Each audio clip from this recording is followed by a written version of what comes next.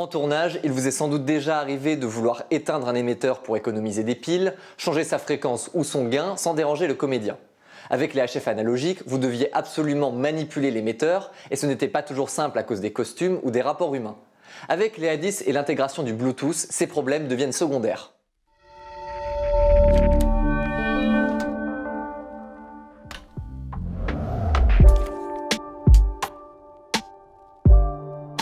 Désormais, vous pouvez contrôler tous les paramètres essentiels de votre émetteur grâce à votre smartphone. Regardons comment faire. Pour commencer, je vais activer le Bluetooth sur l'émetteur. Pour cela, je vais dans Menu, Settings, puis Bluetooth. Je sélectionne On en haut à gauche. L'émetteur devient détectable par les appareils utilisant le Bluetooth. Pour contrôler les émetteurs avec votre smartphone, vous devez d'abord télécharger l'application A10 TX Remote. Elle est disponible sur l'App Store pour les appareils Apple et sur Google Play pour les Android.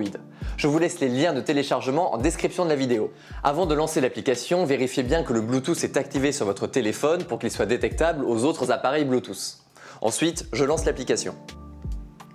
Je retrouve immédiatement la liste des A10 détectés par le téléphone. Pour l'exemple, j'ai les deux ici présents. Je retrouve leurs informations principales. Est-ce qu'ils sont en mode veille ou non, leur niveau de batterie, le niveau de détection Bluetooth et s'ils sont en mode rec ou stop. Pour accéder au réglage d'un des émetteurs, il me suffit d'appuyer dessus. Tout en haut, je retrouve le nom de l'émetteur que je peux modifier depuis l'application, ce qui peut être pratique si j'ai un certain nombre de liaisons. Juste en dessous, je retrouve la valeur interne du timecode du A10 et juste à côté le nombre d'images par seconde liées à ce timecode. Notez que ces deux valeurs ne sont pas modifiables depuis l'application. Juste en dessous, je retrouve 4 icônes que j'ai vues sur la page précédente et qui me donnent les mêmes informations. La dernière partie est celle des réglages. Si votre émetteur est équipé d'une carte micro SD, vous allez pouvoir lancer l'enregistrement à distance. À ce moment, le carré noir se transforme en point rouge, ce qui vous indique que l'enregistrement est en cours. Le gain, le coup bas et la puissance d'émission sont réglables par les touches plus et moins de part et d'autre de ces options. Enfin, je peux appuyer sur le bouton Sleep, ce qui mettra en veille l'émetteur. Toutes ces actions seront immédiatement visibles sur l'écran de l'émetteur.